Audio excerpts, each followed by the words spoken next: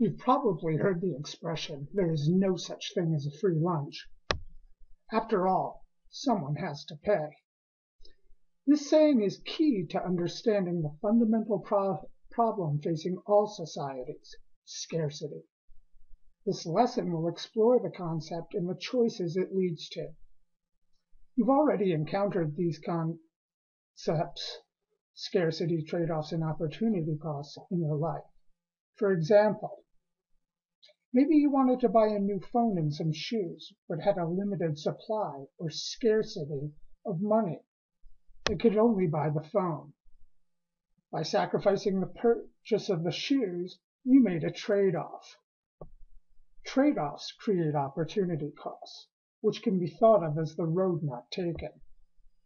The opportunity cost of buying the shoes is the sacrificed alternative, which in this case was the shoes.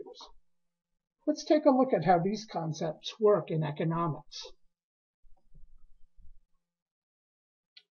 In economics, scarcity is the condition when society does not have the resources to produce everything people want. Resources are things that are used to produce either a good, such as a car, or a service, such as car repair. Resources include natural resources, such as land, minerals, and timber, labor, and capital, which includes buildings and machinery. Just as people have a limited supply of money to buy things, societies have limited resources to produce things. Therefore, choices must be made. Because resources are scarce, trade-offs among alternative uses of them are necessary. For example, if the United States chooses to supply the military with new guns, it would divert resources away from producing consumer goods such as food, guns, or butter.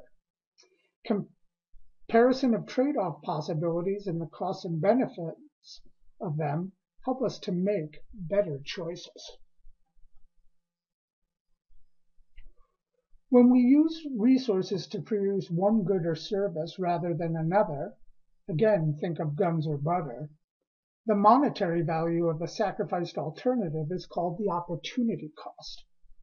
For example, if the government chooses to make guns for the military, the opportunity cost of that choice is the monetary value of the butter not produced. To use an example that is more tangible, if you choose to spend a lot of time studying to earn high grades, the opportunity cost of that choice is the amount of free time you sacrifice. Again, to make good choices, you need to compare possible outcomes. If the benefits of more guns does not outweigh the cost of the lost butter production, then the choice to produce more guns should not be made. The opportunity cost of alternative uses of resources can be shown on a graph. Let's take a look at how this works. This graph is called a production possibility frontier, PPF. It illustrates the trade-off between the production of guns and butter with increasing opportunity costs. If the US was using most of its resources to produce guns, as shown at point B, it could gain a large increase in butter production with only a small sacrifice in the amount of guns produced, as shown at point D. However, if the US were at point B and changed output to point C, there would be a large opportunity cost in military preparedness to increase butter production. To make wise choices about resource allocation, you must be certain that the benefits outweigh the costs. To sum it up, productive resources, land, labor, and capital, are scarce. So choices about their use involve trade-offs, which lead to opportunity costs.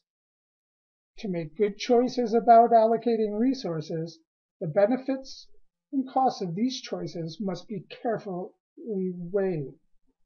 Each society makes the cost-benefit analyses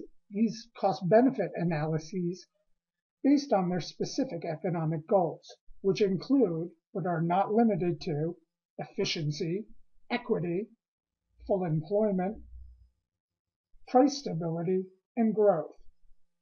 As you'll learn later, different economic systems have their own sets of values and goals that inform these choices.